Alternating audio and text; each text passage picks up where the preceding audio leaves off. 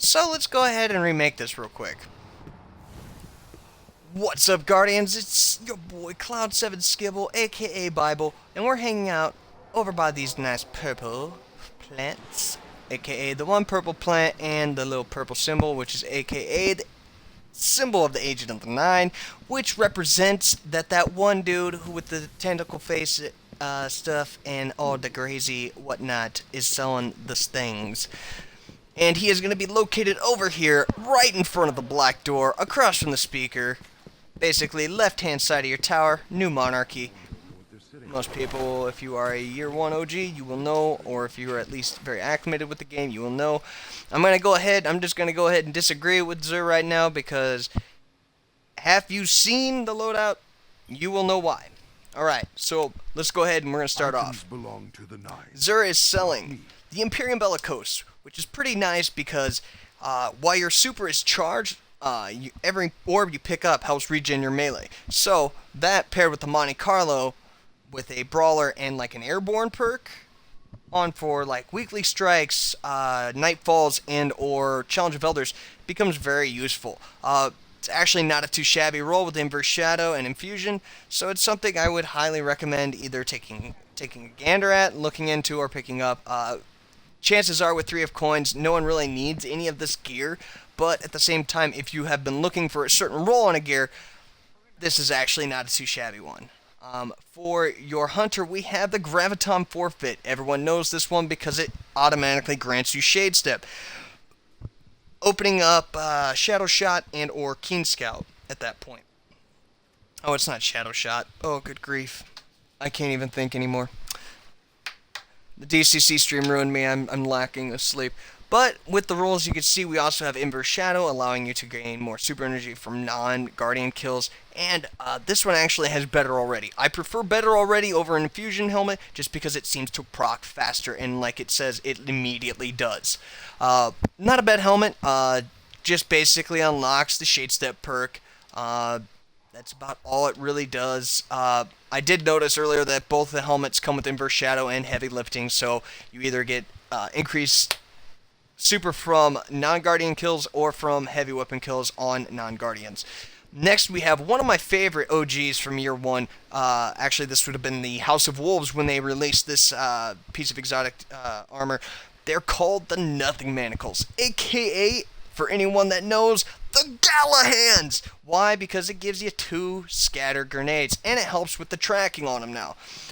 Not only does it have the nice little perk of gaining that extra scatter grenade, but it has energy projection. What is energy projection, you ask? It's just like fastball, basically the increased grenade throw distance, or you can have momentum transfer. Basically, grenade hints allow you to gain melee energy.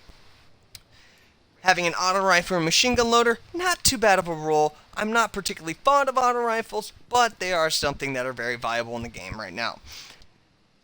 Like I said, with any of these 3 pieces of gear, anything that you are looking for stat-wise, dis or strength, can always be re-rolled with a Twist of Fate, aka a Glass Needle, which is something that he sells right here. As always, 3 of coins, and you got your heavy sense. But I really want to take a second, and I want you guys to just listen to me on this. He's selling the Universal Remote. Literally everyone's bane of existence right now in the PvP game is sitting here going, why? Dear Zur, why? But why? Why must you sell the remote?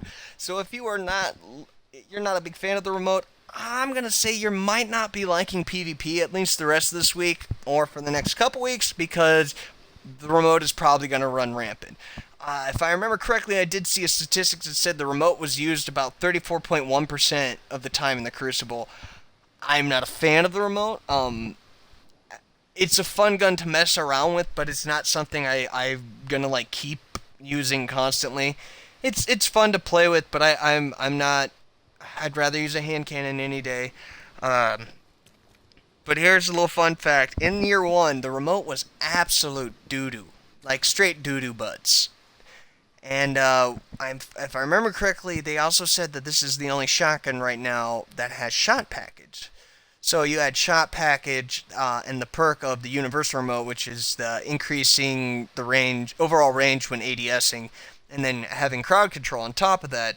You very well can map someone as long as crowd control procced and your ADS.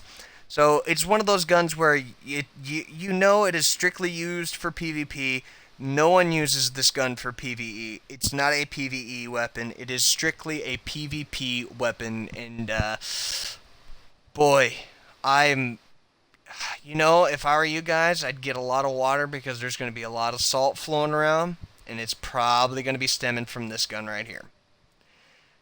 So, like I said, we have the Bellicose, the Forfeit, the Manacles, and of course the mother freaking Uni remote. Oh my!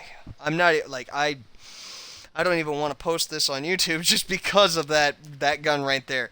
But as always, like I said, a couple warp drives, the heavy sense, and all that whatnot. And like I said, he is over here in front of the building back door, across from the speaker on the left-hand side, basically where the new Monarchy Rep faction sits. So I'm going to go ahead. I'm going to disagree with Zero. I do not approve of the remote being sold today, sir. But that's it for your buddy Bible. I'm going to go ahead and get back to my stuff in the PvP circuit before all the universal remotes come out.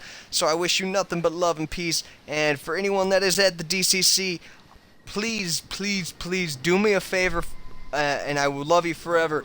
Will you hug and touch everyone's booty for me? Alright? Thank you very much. You guys have a wonderful day. And always, be good to one another.